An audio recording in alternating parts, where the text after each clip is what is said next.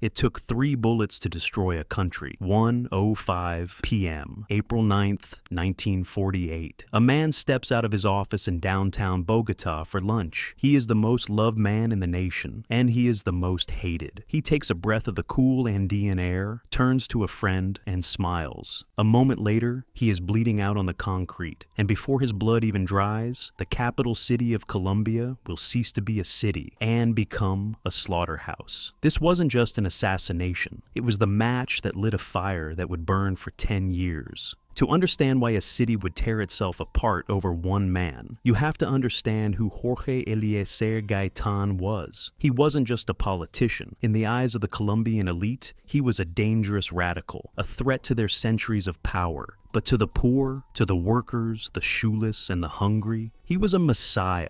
Gaitán didn't speak like the aristocrats. He roared. He famously shouted, "I am not a man, I am a people." He channeled the rage of a population that had been ignored for generations. In 1948, Colombia was a powder keg. The liberals and conservatives had been trading power like a game of cards, but the violence between them was real. In the countryside, peasants were already being butchered for their political loyalty. Families were fleeing to Bogotá, bringing stories of decapitations and burned villages. The capital felt heavy. The air was thick with paranoia. Just weeks before his death, Gaitán organized the March of Silence. 100,000 people marched through the city without saying a word. The only sound was the shuffling of feet. It was a warning to the government. The silence would not last. But the tension wasn't just local. Bogotá was hosting the 9th Pan-American Conference. The eyes of the world were on the city. The United States had sent General George Marshall, the man who rebuilt Europe, to discuss the Cold War. The city was crawling with diplomats, spies, and foreign journalists.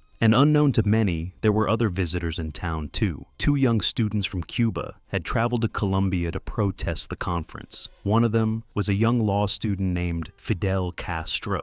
The stage was set perfectly for a disaster. The government wanted to show off a civilized, modern Colombia. Gaitán was excluded from the events, sitting on the sidelines, seething. The police were on high alert. The army was nervous. And in the shadows, a man named Juan Roa Sierra was buying a cheap revolver. Juan Roa Sierra, a mystic, a loner, a nobody. To this day, we don't know if he acted alone or if the CIA, the conservatives, or the communists paid him. History is full of questions, but the bullets were very real. 1:15 p.m. Gaitán leaves his office. He steps onto the sidewalk. Roa Sierra steps forward. He doesn't hesitate. 3 shots. Gaitán falls backward. Chaos erupts instantly. A friend drags Gaitán into a taxi, speeding toward the hospital. But it's too late. The news spreads faster than the taxi. Mataron a Gaitán. The crowd spots the shooter, Roa Sierra. He tries to hide in a pharmacy, terrified. But the on-duty police officer can't hold back the mob. The crowd drags him out. There is no trial, there are no questions. The mob beats him to death with bricks, stones, and their bare hands. They tie a tie around his neck and drag his naked, broken body all the way to the presidential palace. They dump him at the gates as a message: "You are next." Bogotá didn't just riot, it exploded. Rebels seized liberal radio stations. Voices screamed over the airwaves: "Grab your machetes! Break down the doors! The government is murdering us!" Police officers, loyal to Gaitán, threw off their uniforms and handed their weapons to the crowd. Suddenly, the mob had rifles. They attacked the Palace of Justice. They attacked the Capitol. They raided hardware stores for dynamite and machetes. Downtown Bogotá turned into an inferno. The sky turned black with smoke, blocking out the sun at 3 p.m. It looked like the apocalypse. Inside the Pan-American Conference, the foreign diplomats cowered under tables as bullets shattered the windows of their luxury hotels. The United States delegation feared this was the start of a Soviet revolution. It wasn't. It was pure, unadulterated rage. Snipers took positions on the cathedral roofs, firing into the streets. Drunk on looted liquor and grief, the mob set fire to the historic streetcars. The rain began to fall, but the fires were so hot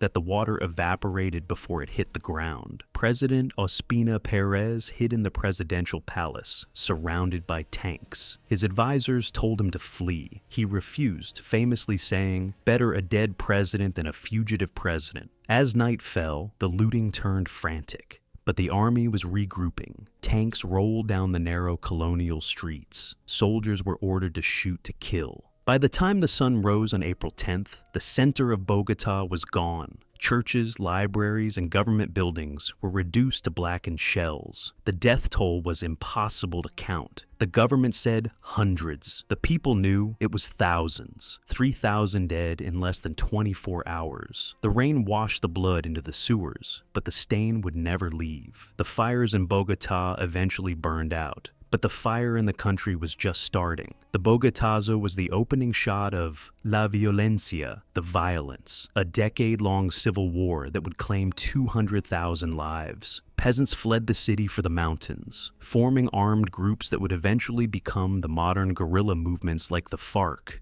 The war didn't end in 1948, it just changed shape. Today, if you walk down 7th Avenue, you can see the plaques. You can see the scars on the buildings if you look closely enough. Jorge Eliécer Gaitán was supposed to be the hope of a nation. Instead, his death became a tragedy. They killed the man, but they couldn't kill the anger. And in the Americas, anger has a long memory.